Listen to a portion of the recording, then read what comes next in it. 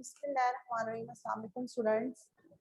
आज जो है जैसे कि जुम्मतुल मुबारक है और रमज़ान का तीसरा जुम्मा भी है। सो आप लोग ज़्यादा से ज़्यादा कोशिश किया करें कि जुम्मे के रोज़ जो है वो ज़्यादा से ज़्यादा दुरूद पाक की जो है वो तिलावत की जा सके और जो है दुरूद पाक को पढ़ा जा सके। आज हम लोग 6th क्लास की हिस्ट्री की बुक का जो है वो जो टॉपिक डिस्कस करेंगे वो है चैप्टर नंबर 1 में और पेज नंबर है 9। ठीक है, वो जो टॉपिक है वो है वादी सिंध की तहजीब का जवाल। स्टूडेंट्स, आपको मेरी आवाज आ रही है? यस मैम, आ रही है। ठीक है। आज यस मैम। आज हमने डिस्कस करना है वादी सिंध की तहजीब का जवाल। जैसे कि हम लोगों ने पीछे डिस्कस किया है कि वादी सिंध की तहजीब कैसी थी, वहां पे कौन कौन से शहर आबाद थे, वहां पे मजहबी अकायद क्या थे, उनके रहन सहन का तरीका क्या था। फिर हम लोगों ने डिस्कस किया कि वो तिजारती उनकी सरगर्मियां कैसी थी, किस टाइप के लोग थे, अमन पसंद थे या लड़ाई झगड़े वाले थे। फिर हमने डिस्कस किया कि उसकी वहां पे क्या क्या चीजें मौजूद थी। फिर डिस्कस किया कि उन्होंने घर किस टाइप के बनाए हुए थे। फिर हम लोगों ने कल जो डिस्कस किया था उसमें हमने डिस्कस किया कि वहां पे नकासिया आप का तरीका क्या था, वहां पे उन्होंने खाने पीने की चीजों को स्टोर करने के लिए क्या सिस्टम किया हुआ था। और साथ ही साथ हम लोगों ने ये डिस्कस किया कि वो आबादी जो है वो वादी सिंध की तहजीब जो है उसका इनखला कैसे हुआ। हमें हमने डिस्कस किया कि जब आर्या जो है कौम वहां पे आई, उन्होंने लड़ाई झगड़े स्टार्ट किए उन्होंने, क्योंकि वो बहुत ज्यादा उनके पास जंगी घोड़े थे और हथियार थे और उन्होंने जो वादी सिंध की तहजीब के जो लोग हैं उनको मशरिकी जुनूब मशरिक की तरफ धकेल दिया और वहां पे उस इलाके पर जो है वो आहिस्ता आहिस्ता जो उन्होंने हुकूमत करना स्टार्ट कर दी। आज जो हमने टॉपिक डिस्कस करना है वो है वादी सिंध की तहजीब का जवाल। कि वादी सिंध की जो तहजीब है वो इतनी अरूज पर जा रही थी, हर लिहाज से ठीक थी, वहां पे तजारती सरगर्मियां भी होती थी, दूसरी तहजीबों के साथ ताल्लुकात भी थे, सब कुछ था। आखिर क्या वजह बनी जिसकी वजह से ये तहजीब जो है वो जवाल का शिकार होगी और आहिस्ता आहिस्ता जो है वो मिट गई। ठीक है, आज हम ये डिस्कस करेंगे। जैसे कि आपको पता है कि वादी सिंध की जो तहजीब है वो आहिस्ता आहिस्ता तरक्की कर रही थी और एक शानदार मकाम तक वो पहुंच चुकी थी। अपनी तरक्की की वजह से, अपने सिस्टम की वजह से, अपने लोगों की वजह से जो है वो आहिस्ता आहिस्ता जो है वो एक मकाम उसने हासिल कर लिया था। जब ये आहिस्ता आहिस्ता मकाम हासिल करती रही और इसका जो असर है वो एक वसी इलाके तक जो है वो फैलता गया। मतलब ये जो तहजीब है ये आहिस्ता आहिस्ता परवान चढ़ती गई और मुख्तलिफ इलाकों तक जो है वो ये फैलती गई। कौन? वादी सिंध की तहजीब। अब ये तहजीब जब आहिस्ता आहिस्ता फैल गई तो फिर क्या हुआ कि 1500 कबल मसीह में अचानक ये तहजीब जो है वो आहिस्ता आहिस्ता खत्म होना शुरू होगी और कह सकते हैं कि दुनिया से आहिस्ता आहिस्ता जो है रूपोश होना शुरू होगी, खत्म होना शुरू होगी, कहीं दफन होगी, चाहे उसकी वजह कुछ भी हो। लेकिन ये तहजीब आहिस्ता आहिस्ता जो है वो दम तोड़ने लगी। इसकी मजहब, इसकी तहजीब, इसकी सकाफत आहिस्ता आहिस्ता जो है वो कह लें कि इस पूरे जमीन से जो है वो खत्म होना शुरू होगी। अब जो है बाज लोग वादी सिंध की तहजीब के बारे में जो माहिरीन है वो डिफरेंट उनकी बातें हैं। कुछ लोग जो है वो डिफरेंट बात करते हैं कि कैसे क्या वजह थी जिसकी वजह से वादी सिंध की तहजीब का खात्मा हुआ। कुछ जो है वो डिफरेंट बात करते हैं कि क्यों वादी सिंध की तहजीब का खात्मा हुआ। अब कुछ जो है वो ये कहते हैं कि इस तहजीब के खात्मे के में ना अंदरूनी और बैरूनी अवामिल शामिल है। मतलब उस इलाके के कुछ अपने मसाइल, जो कुछ ऐसी चीजें थी उस इलाके के अंदर जो कि इस तहजीब को खत्म होने का वजह बनी, और कुछ बैरूनी अवामिल थे कि बाहर की जो ताकतें थी, बाहर के लोग या बाहर आसपास के इलाके के वो चीजें थी जो कि इस तहजीब के खात्मे का सबब बनी। अब कुछ लोग हैं वो ये कहते हैं कि ये जो तहजीब है ये कुदरती आफात की वजह से जो है वो खत्म होगी, जैसे जल्जले आ गए, सैलाब आ गए या कुछ इस तरह कुदरती तौर पे जो है वो अल्लाह ताला की तरफ से जो कुछ ऐसा हुआ जिसकी वजह से ये तहजीब जो है वो खत्म हो गई। ठीक है, कुछ लोगों का क्या ख्याल था कि इस तहजीब के खत्म होने में अंदरूनी और बैरूनी अवामिल शामिल हैं। कुछ लोगों का ये ख्याल था कि कुदरती आफात, मतलब सैलाब, बारिशें, जल्जले वगैरह, इनकी वजह से इस तहजीब का खात्मा हो गया। लेकिन कुछ लोग कहते हैं, कुछ माहिरीन का ये ख्याल है कि यहाँ पे कोई वबाई अमराज जो है वो आ गई थी, जैसे ताउन की वबा होगी, हैजे की, इस तरह कोई वबाई अमराज जो है वो फैल गया था जिसकी वजह से ये तहजीब जो है खत्म हो गई, यहाँ के लोग आहिस्ता आहिस्ता जो है वो खत्म हो गए। अब कुछ है वो ये कहते हैं कि खुश्क साली की वजह से इस तहजीब जो है वो इसका खात्मा हो गया, क्योंकि ये जो तहजीब थी, जैसे कि हम लोगों ने पीछे डिस्कस किया था कि दरियाओं के जो है वो गुदाम थे, वो दरियाओं के पास इन्होंने बनाए थे। मतलब ये इलाका दरिया के पास ही था, वादी सिंध के दरिया के पास। तो क्या हुआ, जब बारिशें बंद हो गई और दरिया ने अपने रास्ते बदल लिए, तो ये इलाका जो है वो वीरान हो गया, बंजर हो गया। मतलब यहाँ पे बारिशें नहीं हो रही थी, तो टीचर काश्तकारी नहीं हो रही थी। यस टीचर आपकी आवाज हल्की आ रही है। बेटा, आप अपना माइक को देखिए, आपका कोई मसला होगा, बाकी सबको प्रॉपर आ रही है आवाज, सिर्फ आपका इशू है। फिर क्या है, कुछ लोग कहते हैं खुश्क साली की वजह से हुआ कि जब बारिशें कम होने लग गई, दरियाओं ने अपना रास्ता बदल लिया, तो उसकी वजह से भी क्या हुआ कि यहाँ पे पानी जो है वो नहीं आ रहा था। इस तरह ये इलाका जो है वो बंजर हो गया, यहाँ पे फसलें वगैरह काश्त नहीं हो पाई क्योंकि पानी नहीं था। सो ये भी एक रीजन है जिसकी वजह से वादी सिंध की तहजीब का जवाल हो गया। फिर कुछ लोग ये कहते हैं कि लोगों ने यहाँ पर जो जमीनें थी वहां पे बहुत ज्यादा काश्त की थी, मतलब उन्होंने जंगलात को काट के यहाँ पे उन्होंने बना दिए थे जमीनें, जो है वो काश्त के लिए उन्होंने इस्तेमाल कर ली थी। वो कहते हैं कि जब जंगलात इतनी तादाद में काट दिए गए, तो जो यहाँ पे जो जानवर थे उनको खाने पीने के लिए कुछ नहीं मिल रहा था। ठीक है, उसकी वजह से क्या हुआ कि यहाँ पे आहिस्ता आहिस्ता जो है वो लोग जो है वो खत्म होना शुरू हो गए, वादी सिंध की तहजीब का खात्मा होना शुरू हो गया। अब कुछ लोग ये कहते हैं कि जो दूसरी हमअसर तहजीबें थी, जैसे हमने पीछे पढ़ा था इराक की है, मिस्र के साथ है, और मेसोपोटामिया जो है वो तहजीब है जिनके साथ जो है वादी सिंध के तहजीब के अच्छे ताल्लुकात थे। कुछ लोग कह रहे हैं कि इन तहजीबों के साथ जब तिजारत बंद हो गई, जब ताल्लुकात खत्म हो गए, वो भी एक रीजन है जिसकी वजह से यहाँ पे जाहिर बात है कुछ खाने पीने को नहीं था, बाहर से जो चीजें बरामद करते थे या यहाँ से दरामद करते थे, जब तिजारत खत्म होगी तो ये भी एक रीजन है जिसकी वजह से जो है यहाँ पर जो है वो वादी सिंध की तहजीब का खात्मा हो गया। फिर कुछ लोग कहते हैं कि यहाँ पे बस्तियां उजड़ गई, कुछ लोग यहाँ से हिजरत कर गए, मतलब किसी दूसरे इलाके की तरफ मूव करके, जो भी ये भी एक रीजन है जो कि वादी सिंध की तहजीब के जवाल का सबब बनती है। हाँ जी, अब मुझे बताएं आप, हमने जो टॉपिक आज डिस्कस किया वादी सिंध की तहजीब का सवाल, आप में से किसी को अगर कोई चीज समझ नहीं आई, so you can ask any question, but one by one. No ma'am. No ma'am. सबको क्लियर है? Yes ma'am. Yes ma'am. Mohammad Waqas, आप मुझे बताएं कि वादी सिंध की तहजीब का जो जवाल है वो कब स्टार्ट हुआ, कौन सा किस ईयर में था, क्या वो स्ट्रेंथ था, चल रहा था, दौर कौन सा चल रहा था? मोहम्मद वकास।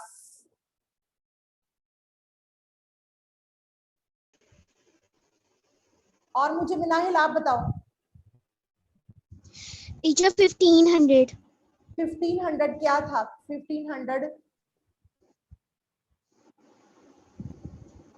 1500 कबल मसीह, ठीक है, 1500 कबल मसीह का टाइम था जब ये जो है तहजीब आहिस्ता आहिस्ता गायब होना शुरू हो गई।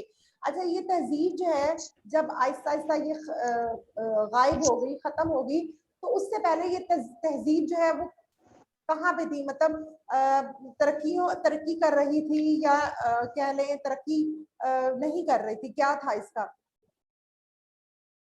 इतने वसील इलाके में थी, फैली हुई थी, इस मीन के वो तरक्की कर रही थी।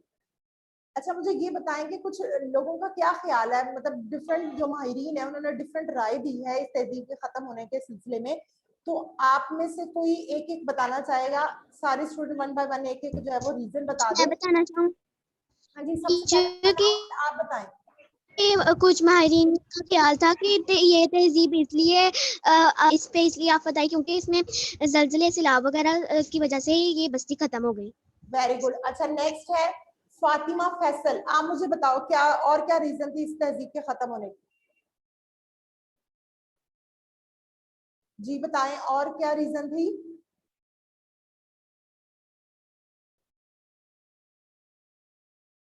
एनीवन एल्स, और कोई बताना चाहे? Yes ma'am. जी बताएं।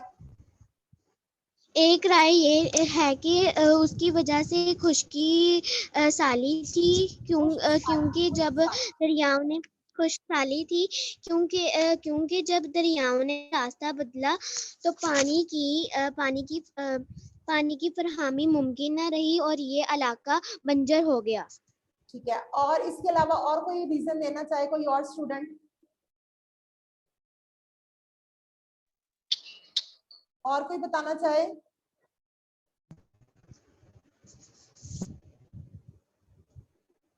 जी, और कौन बताएगा रीजन, कोई और बताए स्टूडेंट? टीचर मैं बताऊं? हाँ जी बताएं। बाज़ माहिरीन का ये ख्याल भी था कि मेसोपोटामिया और दूसरी हम असरों से तिजारत ख़त्म हो गई थी। इसकी वजह से आमदनी का एक बड़ा ज़रिया बाकी न रहा, और जब शहर और बस्तियां उजड़ गईं तो लोग हिजरत करके दूसरी जगहों पर चले गए। ठीक है, ये भी रीजन हो गई। और हाँ जी, और कोई रीजन?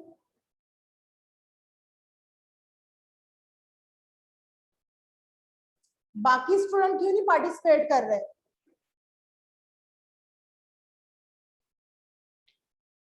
जी स्टूडेंट, बाकी स्टूडेंट क्यों नहीं पार्टिसिपेट कर रहे? उन्होंने लेक्चर उसको सुना नहीं है या उनका उनका पार्टिसिपेट करने में वो इंटरेस्ट नहीं है?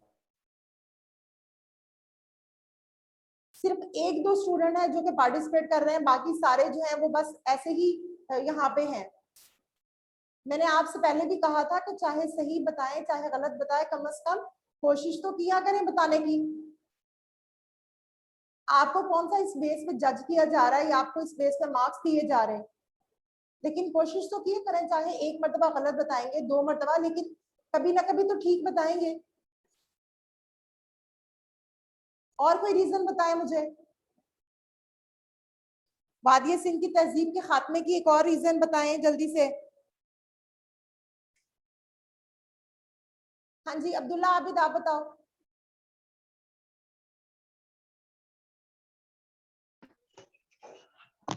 वादी सिंध की तहजीब दर्जा बदर्जा तरक्की करती हुई एक शानदार मुकाम तक पहुंची। इसका असर एक वसीअ इलाके पर हुआ, मगर 1500 किलोमीटर में ये अचानक गायब हो गई। इसके शहर जमीन में दफन हो गए। इसका मूल नतीजा मजहब और तहजीब नजरों से उछल हो गया। वादी सिंध की तहजीब के सवाल के जवाब के बारे में माहिरीन आसारी कदीमा के दरमियान अख्तिलाफ पाया जाता है। कियास किया जाता है कि इसके सवाल में अंदरूनी और बैरूनी दोनों अवामिल का अमल दाखिल था। कुछ माहिरीन गुड गुड, बस ओके। नेक्स्ट और कोई स्टूडेंट बताए? अब खतीजा तारिक आप बताएं। टीचर आप क्या कह रही हैं? मैंने कहा आप कोई रीजन बताएं वादिया सिंध की तहजीब के सवाल के। मैंने काफी सारे रीजन आपको बताए हैं, कुछ माहिरीन के नजर में कुछ रीजन था, कुछ की नजर में कुछ था, तो उनमें से कोई एक रीजन आप भी बताएं। टीचर मैंने अभी क्लास ज्वाइन किया। आपने भी क्लास ज्वाइन? ओके। कुछ रीजन ये भी था कि वहां पे क्या कहते थे, वबाई अमराज। सबने बाकी रीजन बताए हैं, ये रीजन किसी ने जो है वो डिस्कस नहीं किया कि वबाई अमराज जो है वो फूट पड़े थे। जैसे कोई ताउन की बीमारी होगी, कोई हैजे की बीमारी होगी, या कुछ ऐसे वबाई अमराज जो होते हैं वो फूट पड़े, जिसकी वजह से इस तहजीब के खात्मा जो है वो हो गया। तो ये जो है कुछ रीजन थे जो कि वादिया सिंध की तहजीब के खात्मे का या उसके जवाल का जो है वो सबब बने। ठीक है, और किसी को इससे रिलेटेड कोई क्वेश्चन पूछना है? No ma'am. ओके चले, अब आप ऐसा करें, अपनी जियो की बुक्स ओपन करें और पेज नंबर 15 ओपन करें। अपनी जियो की बुक्स का पेज नंबर 15 ओपन करें।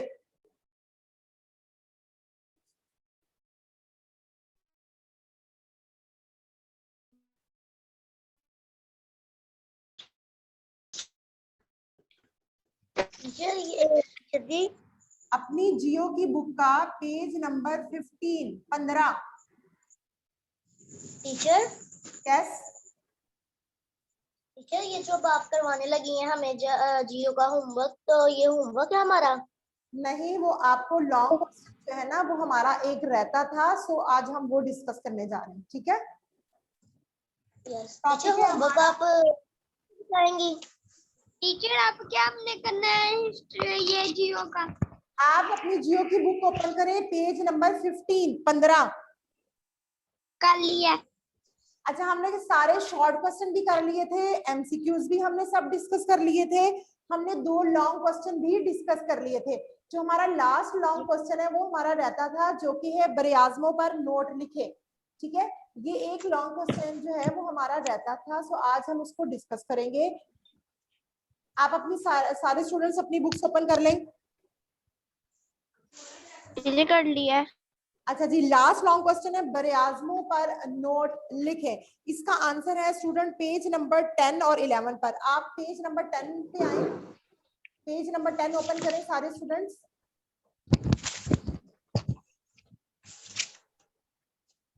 Page number 10। मैम ओपन कर लिया। यहाँ पे आपको नजर आ रहा है बरेआज़म लिखा हुआ है, ब्लू जो है वो इंक से लिखा हुआ है बरेआज़म। Yes teacher, continent. जी, अब यहाँ पे है खुश्की का हिस्सा। जहां से बेटा मैं स्टार्ट करूंगी और जहां पे मैं एंड करूंगी वहां तक इस क्वेश्चन का आंसर होगा, ठीक है? ओके। खुश्की का हिस्सा 7 बड़े टुकड़ों पर मुश्तमिल है जिन्हें बरेआज़म कहते हैं। पहला जो बरेआज़म है वो है एशिया। एशिया सबसे बड़ा बरेआज़म है। इसके मशरिक में बहरा अल-काहिल, इसके मगरिब में बरेआज़म यूरोप, शुमाल में बहर शुमाली और जनूब में बहर हिंद वाक़या है। नेक्स्ट है अफ्रीका। ये दूसरा बड़ा बरेआज़म है। इसके मशरिक में बहर हिंद, मगरिब में बहर ओकियानूस, शुमाल में छोटा सा समंदर बहर रूम और जनूब में बहर जनूबी वाक़या है। नेक्स्ट है शुमाली अमेरिका। ये तीसरा बड़ा बरेआज़म है। इसके मशरिक में बहर ओकियानूस, मगरिब में बहर अल-काहिल, शुमाल में बहर शुमाली और जनूब में बरेआज़म जनूबी अमेरिका वाक़या है। नेक्स्ट है जनूबी अमेरिका। ये चौथा बड़ा बरेआज़म है। इसके मशरिक में बहर ओकियानूस, मगरिब में बहर अल-काहिल, शुमाल में बरेआज़म शुमाली अमेरिका और जनूब में बहर जनूबी वाक़या है। नेक्स्ट है अंटार्कटिका। ये पांचवा बड़ा बरेआज़म है। ये कुतुब जनूबी के गिर्द वाक़या है। ये वो वाहिद बरेआज़म है जहाँ पे जो कि गैर आबाद है, क्योंकि यहाँ इसकी आबो हवा इंतहाई सर्द है। मतलब यहाँ पे बहुत ज्यादा ठंड होती है जिसकी वजह से यहाँ आबादी नहीं है। नेक्स्ट है यूरोप। ये छठा बरेआज़म है। इसके मशरिक में एशिया, मगरिब में बहर ओकियानूस, शुमाल में बहर शुमाली, जनूब में बहर रोम वाक़या है। नेक्स्ट है ऑस्ट्रेलिया। ये सबसे छोटा बरेआज़म है। इसके मशरिक और शुमाल में बहर अल-काहिल, मगरिब और जनूब में बहर हिंद वाक़या है। यहाँ तक आपका इस क्वेश्चन का आंसर है। जो आपका थर्ड लॉन्ग क्वेश्चन है बरेआज़मों पर नोट लिखे, वो यहाँ तक आपका आंसर है। आप सबने नोट कर लिया students? Yes ma'am. Yes teacher. अच्छा, जैसा कि हम लोग ये पढ़ चुके हैं ना बरेआज़म के बारे में। अच्छा, मुझे ये बताएं कितने बरेआज़म हैं? 7। 7 बरेआज़म कहते किसे हैं? बरेआज़म किससे कहते हैं? खुश्की का हिस्सा 7 बड़े टुकड़ों पर मुश्तमिल जिन्हें बरेआज़म कहते हैं। ठीक है, खुश्की का जो हिस्सा है, जितनी पूरे अर्ज पर खुश्की है, वो 7 हिस्सों पर ये कह सकते हैं खुश्की के बड़े कतात को बरेआज़म कहा जाता है। ठीक है, खुश्की के बड़े कतात को बरेआज़म कहा जाता है। गुड। अच्छा, मुझे ये बताएं कि सबसे बड़ा बरेआज़म कौन सा है? एशिया। एशिया। एशिया। और कौन सा ऐसा बरेआज़म है जहाँ पे निहायत सर्दी होती है, जहाँ पे आबादी नहीं है? अंटार्कटिका। अंटार्कटिका। Very good. अच्छा, साउथ अफ्रीका। दूसरा बड़ा बरेआज़म कौन सा है? अफ्रीका। अफ्रीका। और सबसे छोटा बरेआज़म कौन सा है? ऑस्ट्रेलिया। Very good. और तीसरा बड़ा बरेआज़म कौन सा है? शुमाली अमेरिका। और छठा बड़ा बरेआज़म कौन सा है? यूरोप। चौथा बड़ा बरेआज़म कौन सा है? जनूबी अमेरिका। जनूबी अमेरिका। Very good. अब आप लोगों ने जो लॉन्ग क्वेश्चन मैंने आज आपको दिए, इसको आपने अच्छे तरीके से इसको याद करना है। ठीक है, जस्ट आपने इसको याद करना है। मैम हमने टेस्ट में याद किया था। हाँ जी, आपने पहले भी किया था ना, तो इसको दोबारा से आपने अच्छा सा याद करना है, ताकि अगर कोई आपको कहीं भूल जाता है तो वो आपको दोबारा से इसको आप याद कर लें। ठीक है, और किसी को कोई क्वेश्चन पूछना है? No ma'am. सबको क्लियर है? कोई बात नहीं पूछनी किसी ने? No ma'am. ओके ठीक है, कल इंशाल्लाह जो है हम लोग मंडे से इंशाल्लाह सेकंड चैप्टर स्टार्ट करेंगे।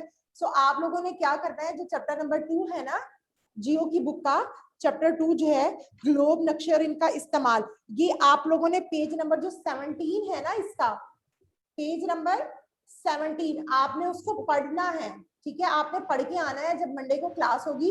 सो मैं इसके बारे में आपसे पूछूंगी कि आपने जो पढ़ा है पेज नंबर 17 की जो आपने रीडिंग की है उसमें क्या आपने देखा है, क्या बात है, ठीक है। Yes teacher. सब स्टूडेंट ने इसको रीडिंग करना है। और कोई क्वेश्चन है किसी के दिमाग में, किसी कुछ पूछना है आप लोगों ने? No ma'am. चलो तो मैम हमें होमवर्क नहीं मिलेगा आज? हाँ जी, होमवर्क वो आपकी असेसमेंट शीट्स आप आके स्कूल से ले लीजिएगा और अपना जो प्रीवियस वर्क है वो आके आप जमा करा दीजिएगा, ठीक है। आप सबने प्रीवियस वर्क किया हुआ है? आप सबने? Yes ma'am. अच्छा स्टूडेंट, एक काम आप लोगों ने किया है, सारे स्टूडेंट जो है वो जरा गौर से सुन लें।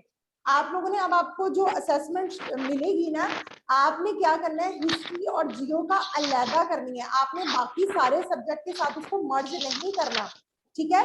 हिस्ट्री जियो का अलग आपने जो है वो एक पेज पे या 2 पेज पे आपने हिस्ट्री जियो का सेपरेट काम करना है, बाकी सब्जेक्ट के साथ उसको मर्ज नहीं करना। ये नहीं करना कि एक पेज पे उर्दू का किया है उससे अगले पेज पे आईएएस का, उससे अगले, ऐसे नहीं, आपने हिस्ट्री और जियो का सेपरेट काम करना है, अलहदा काम करना है, ठीक है। सबको क्लियर हो गया? Yes ma'am. Yes ma'am. Okay okay student, इंशाल्लाह मंडे को दोबारा से मुलाकात होती है। ओके जी, अल्लाह हाफिज। अल्लाह हाफिज।